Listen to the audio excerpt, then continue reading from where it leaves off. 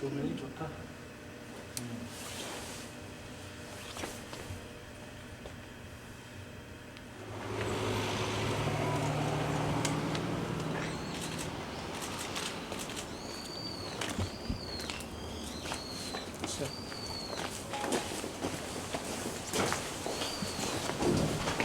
에 대한 징계를 시도하고 있는 데 대해서 저희 반일 동상 진실 규명 공대위에서는 이에 대해 저희의 입장을 발표하고 그 입장문을 지금 연세대학교 윤리위원회에 제출을 하고 왔습니다.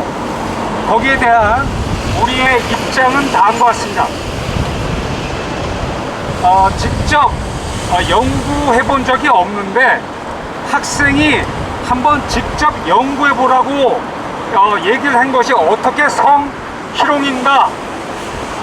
여기에 대해서 연세대학교는 학생들의 일방적인 의견에 추종해서 징계하려고 하는 움직임이 일고 있습니다.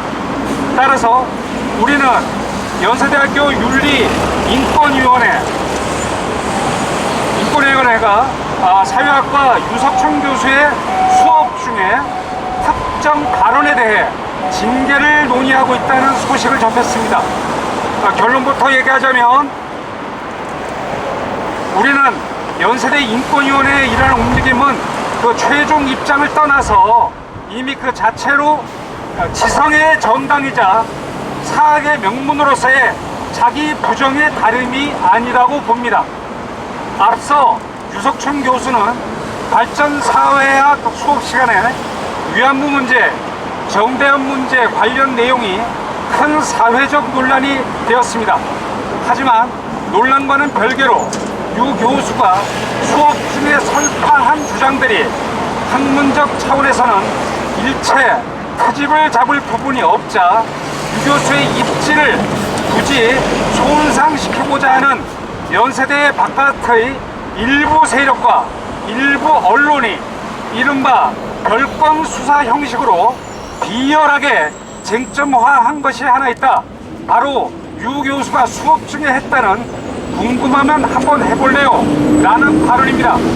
일부 세력과 일부 언론은 이 발언이 성희롱 발언이라고 집요하게 주장하고 있습니다.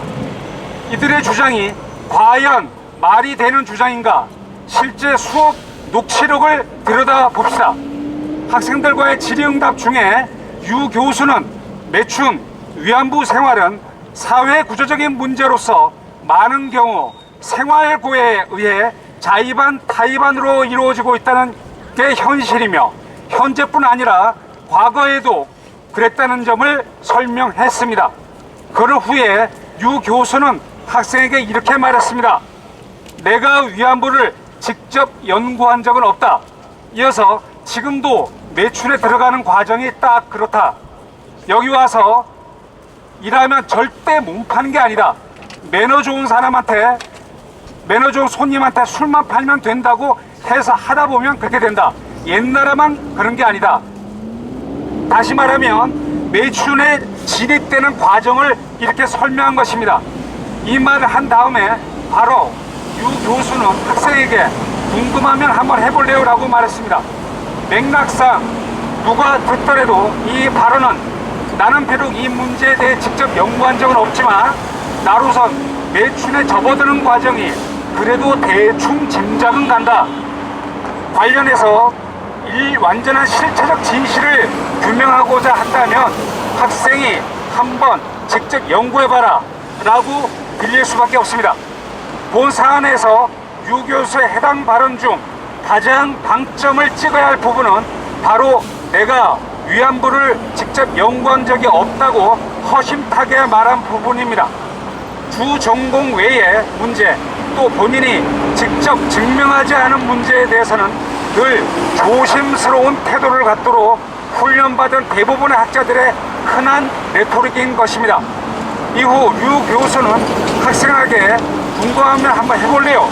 라는 발언하면서 혹시라도 무섭거나 아니면 화제를 성적인 문제로 돌린 것이 아니다. 상황이 무한해져서 침묵이 흘렀던 것도 아니다. 류 교수는 계속해서 질문한 학생들과 진지하게 질의응답을 이어가면서 매춘을 사회학적으로 논의해 갔습니다.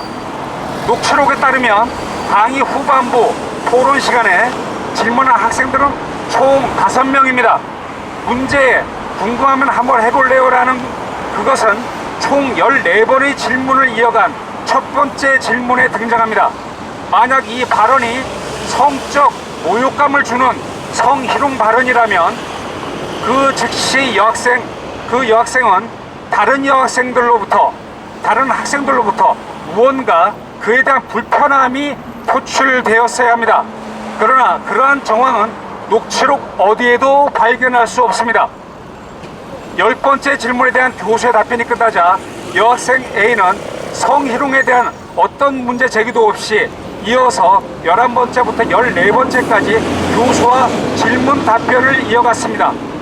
사실이 이러함에도 불구하고 연세대 바깥의 일부 세력과 일부 언론은 뻔히 녹취록을 들어보고도 유 교수가 학생에게 성희롱을 했다고 허위 음해를 퍼붓고 있고, 연세대 인권위는 외부 권력에 대해서 자교의 교원의 인권을 지켜주기는커녕 그런 허위 음해에 부하내동을 하고 있습니다. 진실이라는 기초적인 가치조차 무시하면서 그 우아한 인권을 거론해대는 상아탑의 위선을 보고 학생들은 과연 무엇을 배울 것입니까? 이런 사안에 대해 마치 조금도 책 잡힐 부분은 있다고 인정하는 것처럼 학문의 자유, 수업의 자유를 거론하는 것은 차라리 민망할 정도입니다. 만약 유석춘 교수와 같은 경우처럼 성희롱으로 간주하겠다면 앞으로 상아탑에서 성 문제에 대해서는 일체 연구, 논의가 불가능하게 됩니다. 극단적으로 성교육의 경우는 아예 성폭행으로 간주될 수 있을 것입니다. 외부 세력에 의해 앞으로도 연세대 교원들의 커리큘럼, 교재가 계속해서 같은 방식으로 검열되고 조작될 것임은 두말할 나위가 없습니다. 연세대 인권위원회의 유석준 교수 징계 시도는 넌센스 그 자체입니다. 연세대 인권위는 자신들이 개교의 이래 이 학교 교원의 인권과 관련해 과연 무슨 선례를 남기게 되는지, 또 무슨 기준을 만들게 되는지 분명하게 인식하고 이번 유석춘 교수의 수업 중 발언 문제를 다뤄주기 바랍니다. 2020년 1월 20일 반일동산 진실규명 공동대책위원회, 발언자는 공동대책위원회 공동대표 한국인권조사 최덕효였습니다. 이상입니다.